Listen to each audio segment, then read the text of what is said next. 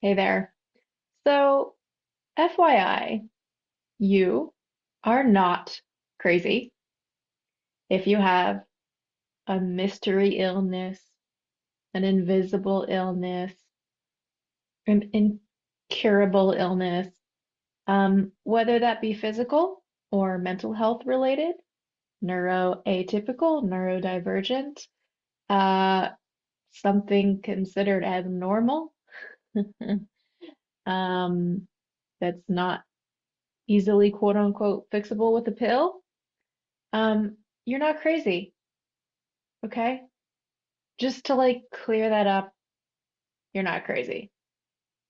And whatever your illness is, there is a root cause. Nothing is without cause. It's just part of cosmic law, okay? Natural law. There is a root cause and it's curable, okay? On any level. So there are kind of three basic levels at which something could be happening, but the interesting thing is that they're all interrelated. So left brain could categorize these as distinct, and there are distinctions, but they're more like a scale of, more like a gray scale than distinct categories. And that's physical, right? This is when you actually see things show up in blood labs or tests, or um, before that, you might have actual physical experience, losing your hair, getting rashes, having tremors or shakes, having stuff come out in your urine, okay, whatever it might be. Something is happening on the physical level, inflammation, pain, bones out of alignment, right? Okay, physical. There is the psychosomatic layer or energy layer, the layer of emotions. Um, and some people would say that a lot of times this subtle layer is influenced prior to the physical. And so the more that one gets in touch with one's intuitive somatic awareness, uh, the more one is able to actually catch things before they fully sort of crystallize or harden into a physical symptom in the body. Um, I'm not going to claim that that's always 100% true all of the time, but I do feel that in what I've experienced personally and with my clients, I do think there's a lot of validity to that theory. And the third way, which I think has been even more lost in our modern day and age, is like a spiritual or karmic, more deeper soul category of imbalance, which could be something that could be either epigenetic, as in we consider it harder to cure because it comes through our genetic family line and our DNA, or it could be something that, if you think of it in a more soul theory kind of way, that it's some unfinished lesson that one's soul is wanting to learn in their incarnation in this life.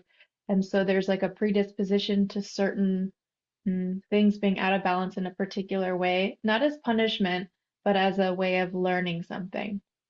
This is the deepest layer and the hardest one to uncover, in particular, because a lot of times we don't have very much conscious awareness of it.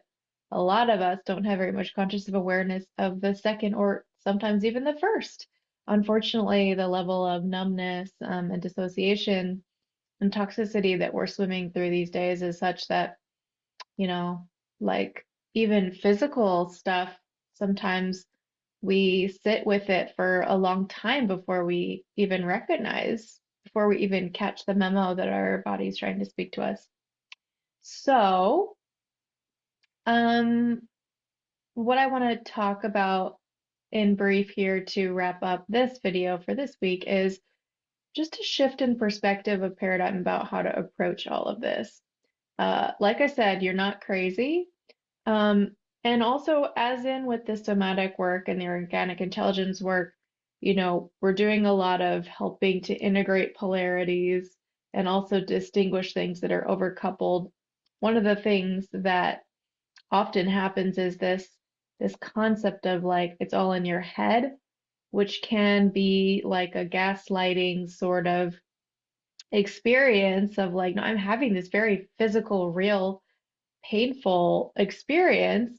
And even if it's mental, it's also physical because that all is connected to our brain chemistry, which is also connected to our physical chemistry, our gut microbiome, the blood-brain barrier, all of that. It's all connected. So there's something going on. You're not crazy. When someone says it's all in your head, I think um, there's a tendency to either kind of shut down and think there's nothing like I either to believe it and to say, uh, oh geez, this is all my fault. Um, so now I have to figure out how to fix it all by myself and no one's gonna help me. Okay. That is total freeze, nervous system, overwhelm. That's not cool. Don't buy that. Or you sort of reject the whole thing, like, no, it's not in my head. This is real, which is true. But you kind of think that that means that you're a victim or you don't have any role or any agency in actually shifting something that is in your control, whether that's your head or more your psychosomatic awareness or your soul or these other aspects of yourself, which gets more complicated. But this feeling of like, well, if it's not in my head, like I'm just a victim to this. I just have to succumb to, okay, I have cancer. I'm going to die of cancer. Okay, I have chronic inflammation. I have chronic diabetes. I have chronic um, autoimmune, and I just have to manage it and live with it and accept it.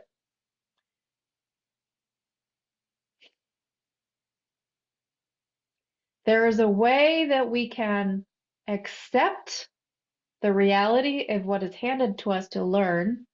Okay, yes, I did contract this thing,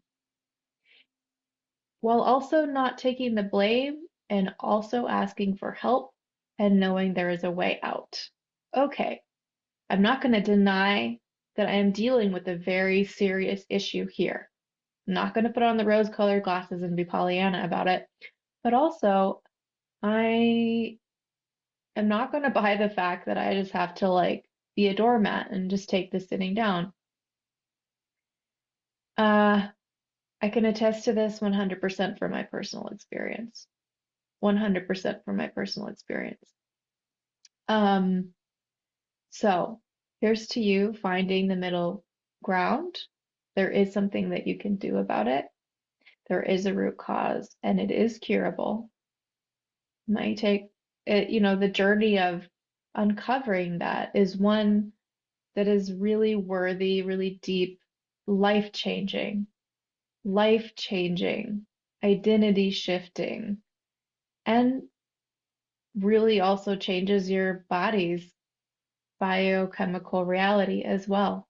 Once you learn whatever it is that is needed to shift in your life, whether that be on the physical dimension, on the psychosomatic, emotional, energetic dimension, or the spiritual dimension, there's a lot that you do have agency to do, and there's a lot of support for you.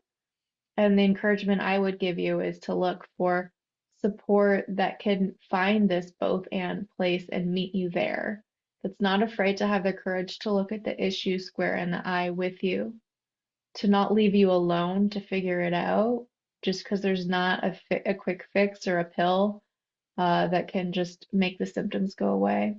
Someone who's not afraid of your symptoms, someone who will sit with you and listen and help you get really adept at listening to your signals and your symptoms and recognizing there is a holistic reason for them. And it actually is benevolent, as painful as it might feel in the moment. And that with the right kind of listening, your symptoms can actually guide you to a radically different and better life. If you're interested in getting any support with that, feel free to reach out to me. I'm at enteringstream.com. There's a free phone call with me listed in the link below. And upcoming in a little bit later this year, There will also be an opportunity for you to join a small membership. It will be very small, um, of people who want to do this kind of work together in community, guided by myself. And if you're interested in that, please also feel free to let me know and reach out because I will be interviewing for that uh, in weeks upcoming. Okay, take very good care and see you next time.